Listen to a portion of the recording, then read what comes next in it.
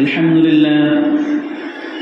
لله نحمده ونستعينه ونستغفره ونؤمن به ونتوكل عليه ونعوذ بالله من شرور أنفسنا ومن سيئات أعمالنا من يهد الله فلا مضل له ومن يضلله فلا هادي له ونشهد أن لا إله إلا الله وحده لا شريك له ونشهد أن سيدنا ومولانا محمدا عبده ورسوله.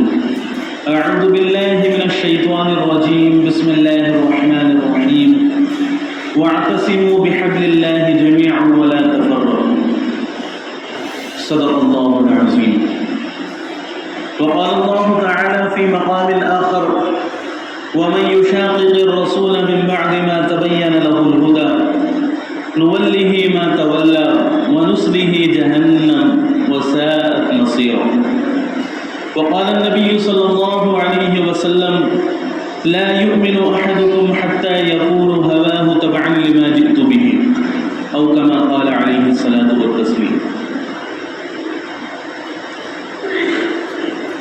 محترم عزیزوں اور دوستو، ابھی جو آیت کریمہ آپ حضرات کے سامنے تلاوت کی ہے، اس آیت مبارکہ میں اللہ رب العزت نے تمام مسلمانوں کو اتحاد و اتفاق کا درس دیا کہ اللہ کی ایک رسی کو مضبوطی سے تھام لو. واعتصموا بحبل اللہ جميعا ولا تفرقوا، اور آپس میں تفرقہ پیدا مت کرو، آپس میں تفرقہ پیدا مت کرو. اللہ رب العزت نے اتحاد و اتفاق کی دعوت دی، کیونکہ جو کام اتحاد و اتفاق سے ہو سکتے ہیں وہ کام اختلاف اور انتشار سے نہیں ہو سکتے. آج امت مسلمہ کی تباہی کے بہت سارے اسباب ہیں، اتنے اسباب امت نے پیدا کر رکھے ہیں کہ جن کا شمار نہیں کیا جا سکتا. اتنے اسباب خود امت نے پیدا کیے ہوئے اپنی تباہی کے، اپنے آپ کو برباد کرنے کے. اور اس میں سے ایک اہم سبب یہ بھی ہے، فرقہ وارانہ جو اختلاف ہے، ان اسباب میں سے اہم سبب یہ بھی ہے کہ ہم آپس میں فرقوں میں بٹے ہوئے، آپس میں فرقوں میں بٹے ہوئے. دیکھو، اختلافات کا ہونا یہ کوئی غلط چیز نہیں ہے، یہ انسان کی فطرت میں اللہ رب العزت نے رکھا ہے اختلافات کا ہونا. اختلافات ہوں گے، اختلافات رہے ہیں، صحابہ اکرام کے دور میں بھی رہے، تابعین کے دور میں بھی رہے، ہر زمانے میں اختلافات کا وجود رہا، ہر زمانے میں اختلاف رہا. لیکن بری چیز یہ ہے کہ ہمارے پاس اختلاف کرنے کے آداب نہیں ہیں، ہمارے پاس اختلاف کرنے کے آداب نہیں ہیں، بلکہ ہماری رائے سے اگر کسی کی رائے ہٹ جائے تو اس کے بارے میں ہم ایسا تصور قائم کر لیتے ہیں کہ اللہ کی پناہ. ایک مرتبہ کافر کو محبت کی نگاہ سے دیکھ لیا جائے گا، لیکن اپنے جو ہماری سوچ سے تعلق نہ رکھتا ہو، ہمارے نظریے سے جس کا اتفاق نہ ہو، اس کو ہم محبت کی نظر سے دیکھنا گوارا نہیں کرتے.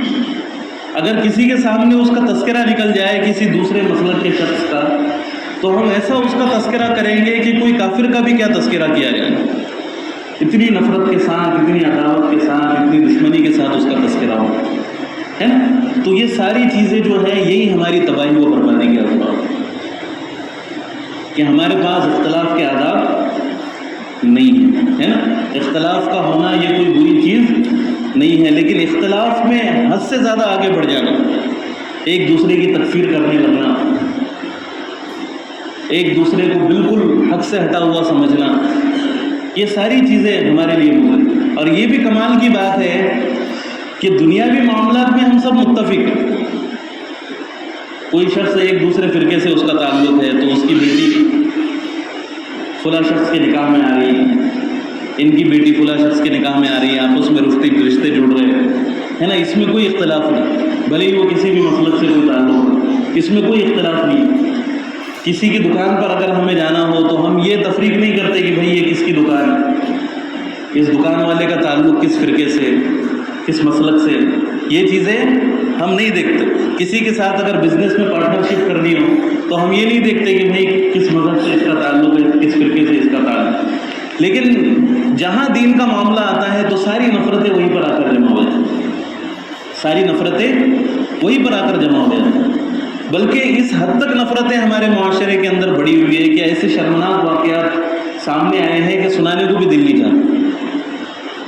ایسے ایسے واقعات نظروں کے سامنے. ایک جگہ پر ایسا واقعہ پیش آیا ابھی قریب میں، بس 2-4 مہینے پہلے کی خبر ہوگی، کہ ایک بزرگ شخص کا بستی میں انتقال ہوا. دیکھو دل کے کانوں سے سننے والا واقعہ، اور اپنے حالات پر آنسو بہانے کی ہم کو ضرورت ہے. ایک بزرگ کا ایک بستی میں انتقال ہوا. اب اتفاق سے ایسا ہوا کہ بستی میں کوئی نماز پڑھانے والا عالم نہیں تھا، تو وہاں ایک عالم اس سفر کے اعتبار سے آئے تھے، سفر کر کے آئے ہوئے تھے. تو لوگوں نے انہیں نماز پڑھانے کے لیے کھڑا کر دیا کہ بھائی آپ نماز پڑھاؤ. پھر بعد میں نماز ہو گئی، تدفین ہو گئی، ساری چیزیں ہو گئی. پھر بعد میں ان لوگوں کو پتہ چلا کہ جن صاحب نے نماز پڑھائی تھی ان کا تعلق فلاں فرقے سے تھا، ان کا تعلق فلاں مسلک سے تھا. تو انہوں نے اپنے مسلک کے دارالفتہ سے رجوع کیا.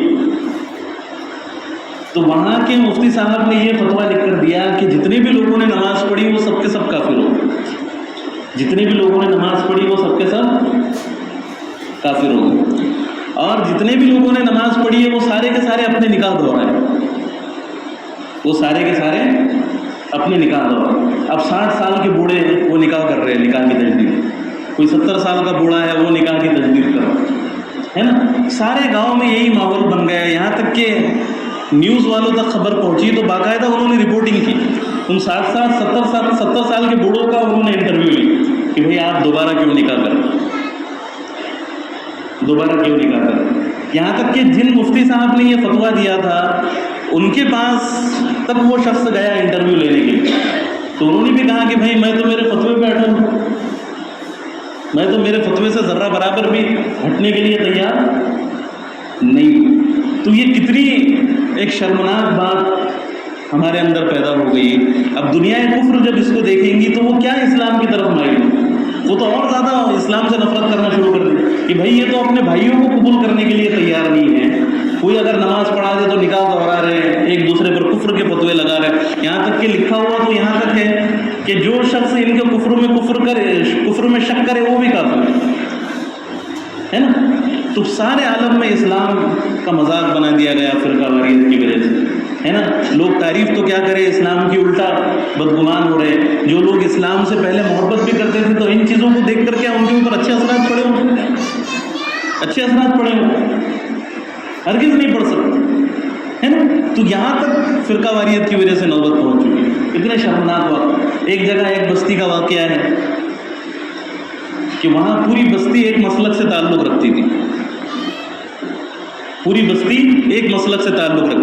لیکن ایک صاحب تھے وہ بھی پہلے اسی مسلک کے تھے، لیکن بعد میں انہوں نے اپنا مسلک تبدیل کر لیا. تو پھر ان کا انتقال ہو گیا ان صاحب کا. تو سارے بستی والے کھڑے ہو گئے کہ ہم تدفین نہیں کریں گے، ہم دفن نہیں کرنے دیں گے اپنے قبرستان میں. تو انہوں نے پولیس میں کمپلینٹ کی، پولیس والوں نے ان کو پروٹیکشن دیا. پھر پولیس کے پروٹیکشن میں ان کی تدفین ہوئی.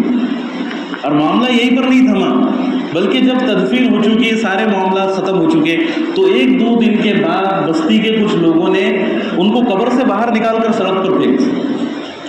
ان کو قبر سے باہر نکال کر سڑک پر پھینک دیا. یہ پیپر کٹنگ تھی میرے پاس، باقاعدہ پیپر کے اندر یہ خبریں چھپی اور آپ سب بھی ان خبروں سے واقف ہیں. یہ کوئی انجانی خبر نہیں ہے، کوئی نئی باتیں نہیں پیش کر رہا ہوں. ایسی خبریں آئے دن ہمارے معاشرے میں چھپتی رہتی، آئے دن ہماری نظروں کے سامنے آتی رہتی ہے نا.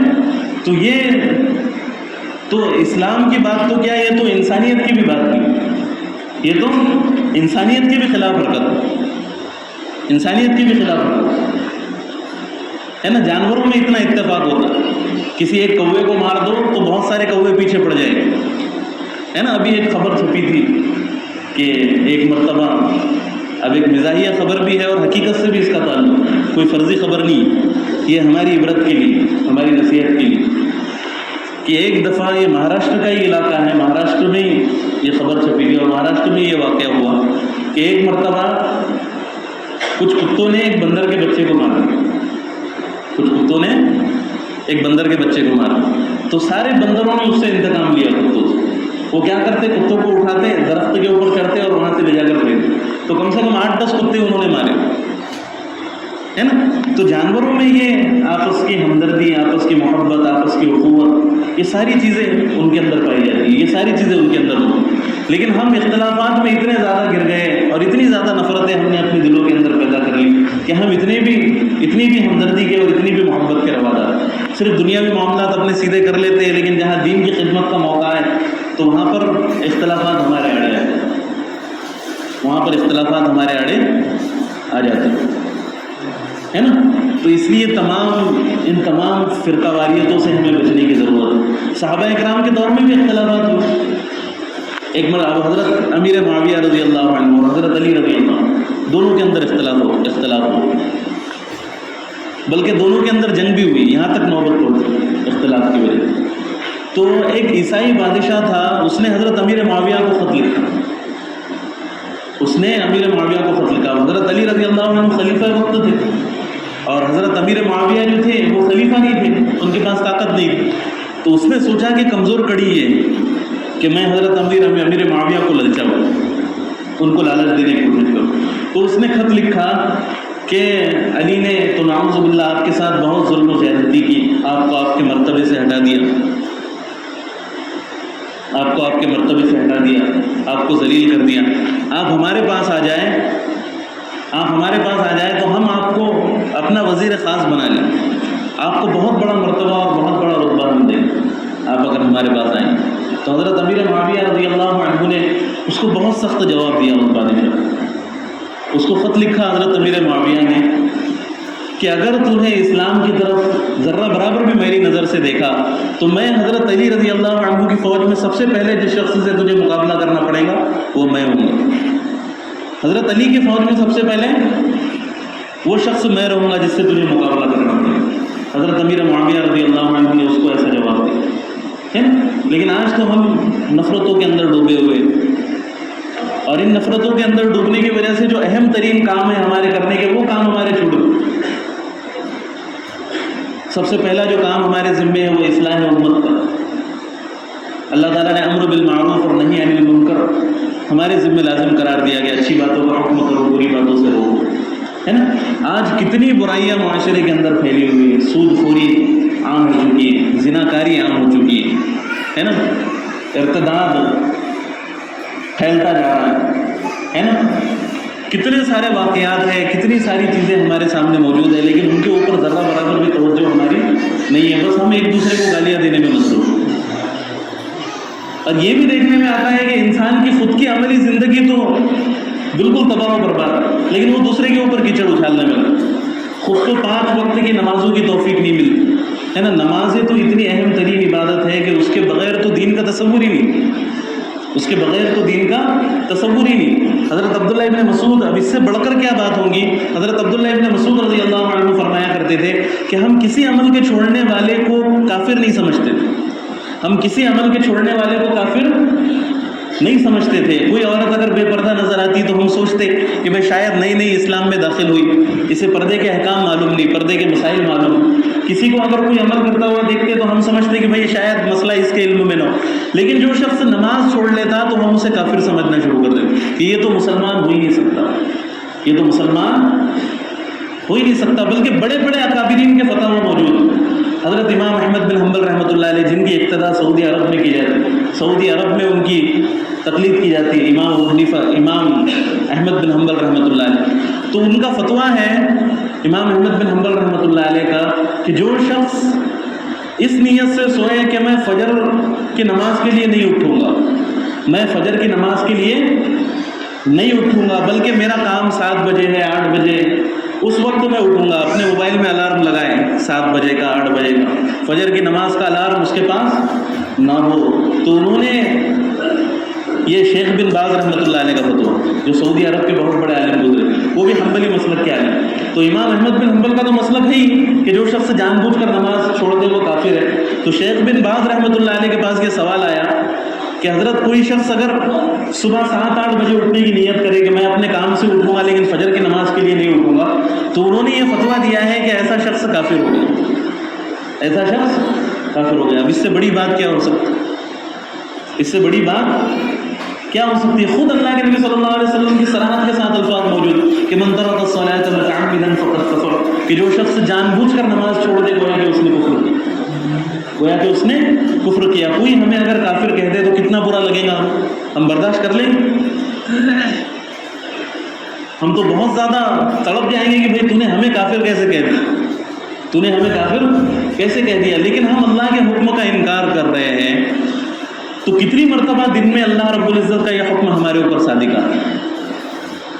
کتنے % لوگ ایسے ہیں جو نمازوں کا اہتمام کرتے ہیں؟ دیندار لوگوں کے حالات بھی یہ ہے کہ فجر کی نماز غائب، فجر کی نماز غائب۔ دیکھو ایک آدھ مرتبہ اگر کوئی چیز ہو جائے تو یہ الگ بات ہے، اللہ تعالیٰ اس کو معاف بھی فرما دیں گے۔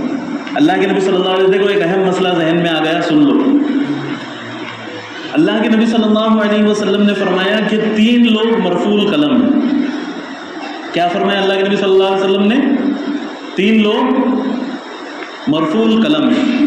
اس میں سب سے پہلے وہ شخص ہے جو سویا ہوا، اور دوسرا ہے بچہ، اور تیسرا ہے مجنون یعنی پاگل۔ یہ 3 لوگ اگر کچھ بھی کر لے تو ان کے اوپر کوئی مواخذہ نہیں۔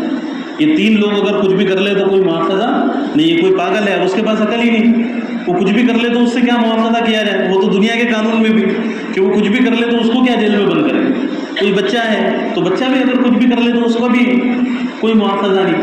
اور تیسرا شخص وہ ہے جو نیند میں کوئی گناہ اس سے سرزد ہو جائے، نیند میں کوئی گناہ اس سے سرزد ہو جائے۔ اب نیند میں اس نے کسی کو مار دیا، نیند کی گونگی میں، تو سامنے والا شخص بھی سوچے گا کہ چلو نیند میں ہے نا، نیند میں کوئی گالی اس کی زبان سے نکل تو سامنے والا بھی سوچے گا کہ بھائی چلو معذور ہے نیند میں، ہے نا۔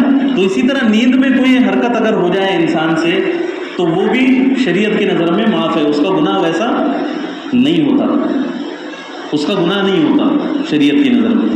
لیکن یہ جو ہم فجر کی نمازوں کو چھوڑ رہے ہیں تو یہ نیند کی معذوری کی وجہ سے نہیں ہے، یہ ایک آدھ مرتبہ ہوگا نیند کی معذور۔ کیا روزانہ دوسرے کام کیوں نہیں ہوتے ہمارے الٹے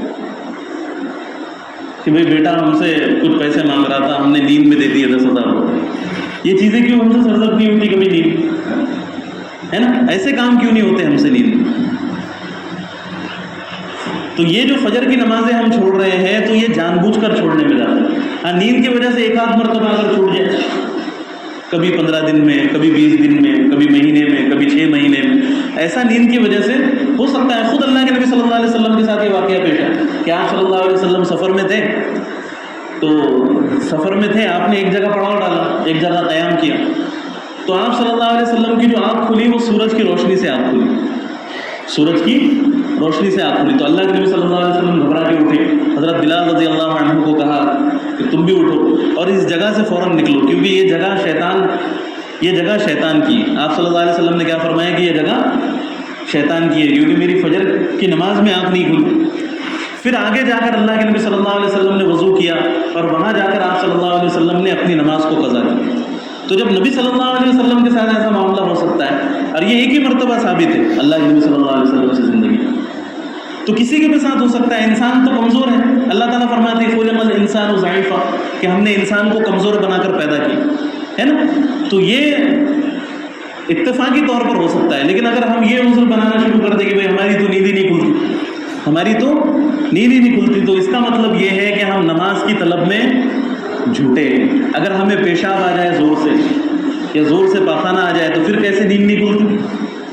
پھر نیند کھلتی یا نہیں کھلتی؟ سب کو تجربہ ہے، پھر فوراً نیند کھلیں گے ہماری، کتنی بھی گہری نیند میں ہوں گے، بھلی ہم 3 بجے سوئے ہوں گے، 4 بجے سوئے ہوں گے، لیکن پھر بھی نیند کھلیں گے اور اٹھ کر ہم اپنی حاجت اور ضرورت کو پورا کریں۔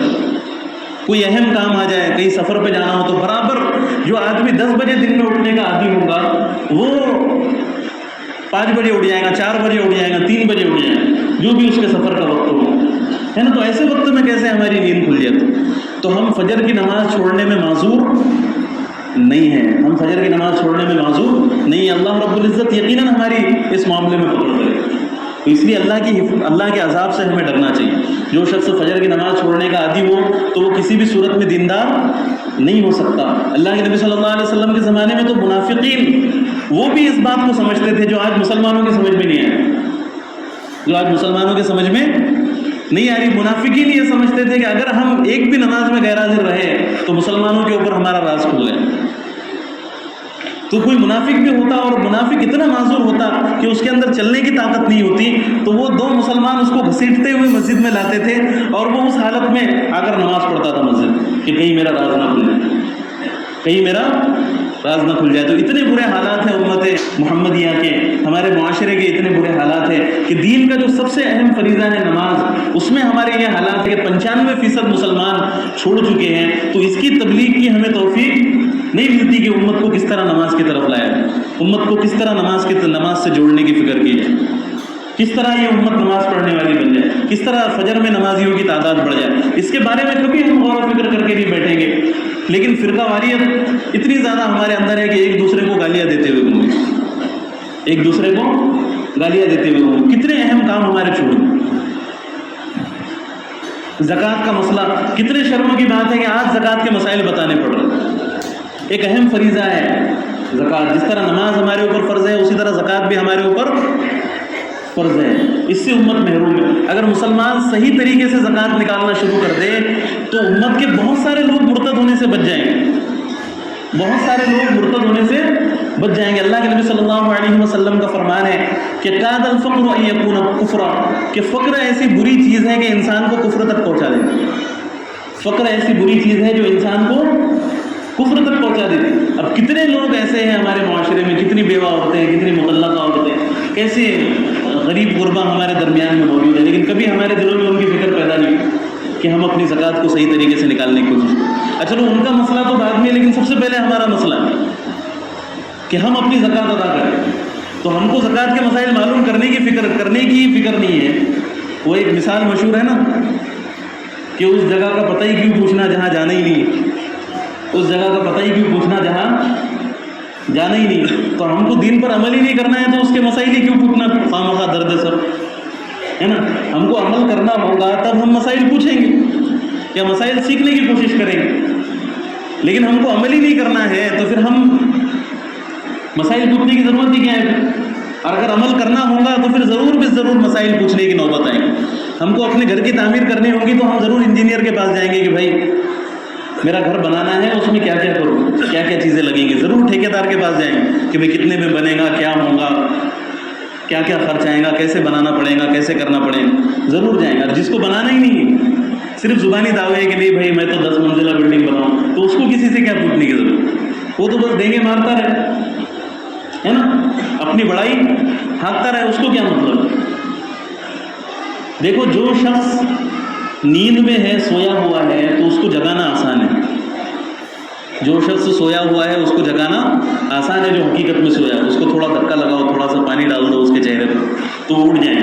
لیکن ایک شخص ہے جو سویا ہوا نہیں ہے بلکہ سونے کی ایکٹنگ کر رہا ہے, بلکہ کیا کر رہا ہے, سونے کی ایکٹنگ کر رہا ہے. تو اب اس کو کچھ بھی کر لو, پانی ڈالو اس کے اوپر ہے نا, اس کو دھکا دو, ڈنڈے ڈالو اس کے اوپر, لیکن وہ کسی بھی حالت میں نہیں اٹھے گا. وہ طے کر کے بیٹھا ہوا ہے کہ مجھے اٹھنا ہی نہیں, وہ طے کر کے بیٹھا ہوا ہے کہ مجھے اٹھنا نہیں ہے نا. تو ایسی حالت میں تو حضرت جبریل علیہ السلام بھی آ جائے تو ہمیں ہدایت نہیں مل سکتی. وقت کے نبیوں کے ذریعے سے ہدایت نہیں ملے ایسے لوگ. اللہ خود فرماتے ہیں کہ واللہ لا یہدی القوم الظالمین, کہ میں ظالموں کو ہدایت نہیں دیتا جو خود نہیں بدلنا چاہتا. ابو جہل نے خود نبی کریم صلی اللہ علیہ وسلم نے اس کو دعوت دی. دیکھو یہ مثال دے رہا ہوں میں, صرف یہ مقصد نہیں ہے کہ بھائی ہم بھی ابو جہل کے برابر ہو گئے, نعوذ باللہ. ہم تو اس سے بہت 1000 گنا افضل ہے, 1000 گنا بہتر ہے. ایک بے عمل مسلمان جو جس کی زندگی میں ذرہ برابر بھی عمل نہ ہو, وہ بھی اس سے 1000 گنا افضل ہے نا. یہ صرف مثال دے رہا ہوں کہ نبی صلی اللہ علیہ وسلم جیسا داعی, نبی صلی اللہ علیہ وسلم جیسا دعوت دینے والا, اس کو آپ صلی اللہ علیہ وسلم کی دعوت سے اس کی ہٹ ڈرمی کی وجہ سے ہدایت نہیں مل سکتی. تو جو شخص ہٹ ڈرمی پر اتر آیا ہو, بدلنا ہی نہیں چاہتا ہو اپنے آپ کو, تو اس کو تو ساری دنیا مل کر ہدایت نہیں دے سکتی. تو اس لیے ہمیں اپنے آپ کو بدلنے کا جذبہ ہمارے اندر رکھنا پڑے گا. ہمیں اپنے آپ کو بدلنے کا جذبہ ہمارے اندر رکھنا پڑے گا کہ ہم اپنا کیا کردار ادا کر سکیں. تو ہماری بات چل رہی تھی فرقہ واریت کے موضوع, اور یہ 2 اہم کام ہمارے چھوٹے. ایک اہم کام چھوٹا غیر مسلموں میں دعوت دینے. اب آج جو مسلمانوں کے حالات ہیں, مسلمان جو تنزلی کا شکار ہیں, تو اس میں سب سے ایک جو کمی مسلمانوں کی واقع ہوئی وہ غیر مسلموں کو دین کی دعوت نہ دینا ہے. اس امر میں مسلمانوں کی کمی ہوئی. سب سے پہلے مسلمان دین پر تھے تو ملک کے ملک اسلامی ملک بن گئے. انڈونیشیا آپ سب جانتے ہیں کہ اسلامی ملک ہے نا. وہاں کتنی تعداد ہے مسلمانوں کی؟ 90% تعداد ہے مسلمانوں. ابھی کچھ سال پہلے 85% تھی, اب 90% ہو گئی مسلمانوں کی تعداد. تو وہاں پہلے یہ حال تھا کہ صرف 15% مسلمان. صرف کتنے فیصد مسلمان تھے؟ صرف 15% مسلمان تھے. اور آج حالت یہ ہے کہ 90% مسلمان موجود. 90% مسلمان, یہاں تک کہ وہ اسلامی ملک بن گئے. ہم کو تو یاد بھی نہیں ہے کہ وہ کب غیر اسلامی ملک تھا, کب وہاں پہ مسلمانوں کی تعداد تھی, لیکن تاریخ میں یہ بات نہیں. تو مسلمان دعوت دیتے تھے تو اسلام کے اندر تو اللہ رب العزت نے خود ہی اتنی اٹریکشن رکھی ہے, خود ہی اتنا حسن و جمال رکھا ہے کہ لوگ خود ہی اسلام کی طرف کھینچے چلے ہیں. آج بھی مسلمان دعوت کے کام میں اتنے پیچھے ہیں, غیر مسلموں کو دعوت پہنچانے کی ذرا برابر فکر نہیں کرتے, لیکن پھر بھی لوگ اسلام میں داخل ہو رہے ہیں, پھر بھی لوگ اسلام قبول کر رہے ہیں. یہ ہماری کوششوں کا نتیجہ نہیں ہے, بلکہ نہ ہم کو دیکھ کر لوگ اسلام میں آ رہے ہیں. ہم کو دیکھ کر لوگ اسلام سے دور تو بھاگ سکتے ہیں لیکن اسلام میں نہیں آ سکتے. جو ابھی واقعات ہوئے, اب کوئی خوش ہوگا ان واقعات سے کہ بھائی کتنا خوبصورت مذہب ہے اسلام, کہ اپنے مسلک کا جو نام ہو اس کی لاش کو اٹھا کر باہر پھینکے. کتنا خوبصورت مذہب ہے اسلام کہ کوئی اگر کسی کے پیچھے نماز پڑھ لے تو سارے لوگوں کے اوپر کفر کا فتویٰ ڈالا. ان چیزوں کو دیکھ کر کوئی خوش ہوگا؟ ان چیزوں کو دیکھ کر جو اسلام میں آیا وہ بھی بھاگ جائے گا کہ بھائی اس سے بہتر تو میں تھا, اس سے بہتر تو میں تھا. تو ہمیں دیکھ کر لوگ اسلام میں نہیں آتے بلکہ ہمیں دیکھ کر دور ہو جاتے ہیں. ایسے واقعات ہوئے بھی ماضی میں, ایسے واقعات ماضی میں ہوئے بھی ہیں.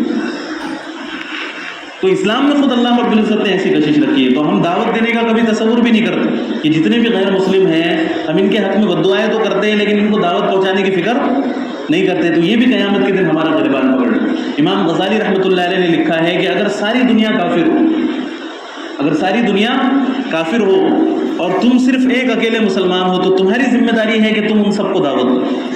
تم ان سب کو دعوت دو. ایک جگہ وہ فرماتے ہیں کہ تم صرف مشرق میں اکیلے مسلمان ہو اور دوسرے لوگ مغرب میں جو غیر مسلم ہیں, جو اسلام کو نہیں مانتے, تو تمہارے اوپر لازم ہے کہ تم مشرق سے مغرب تک کا سفر کرو اور وہاں جا کر انہیں دعوت دو.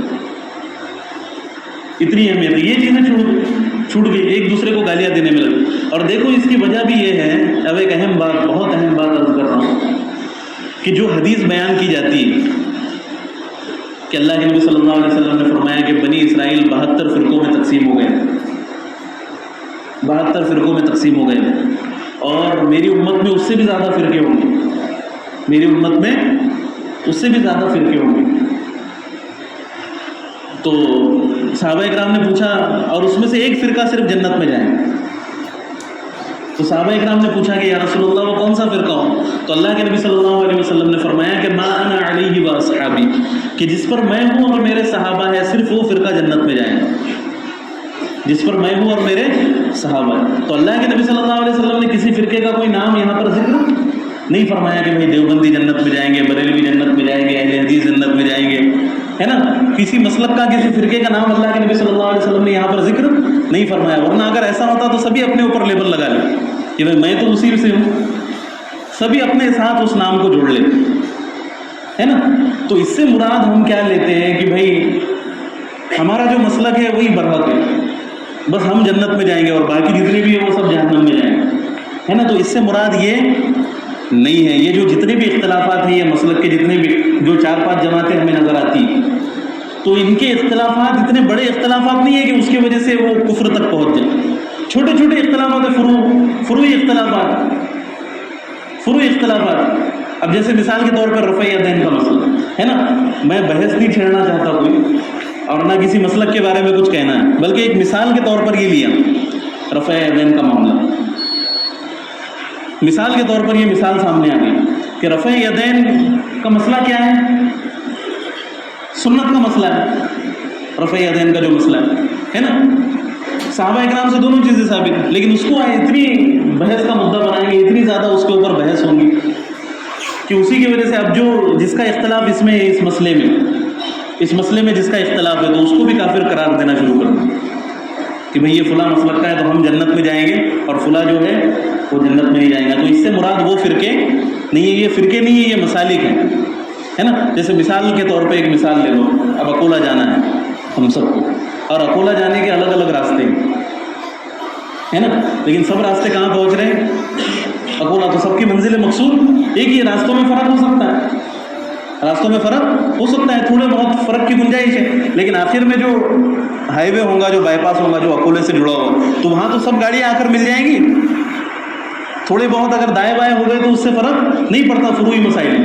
ہاں جو بنیادی مسائل ہے اس میں اگر اختلاف ہے, جو عقیدے کا مسئلہ ہے اس کے اندر اگر اختلاف ہے بنیادی مسائل, جیسے کوئی اگر قرآن کا انکار کر دے, کوئی اگر ایک حرف بھی ماننے کے لیے تیار نہ ہوگا, یا صرف کسی ایک حرف کا انکار کر دے, جیسے یہ وسیم رضوی جو ابھی گزرا, تو اس نے 26 آیتوں کا انکار کیا نعوذ باللہ.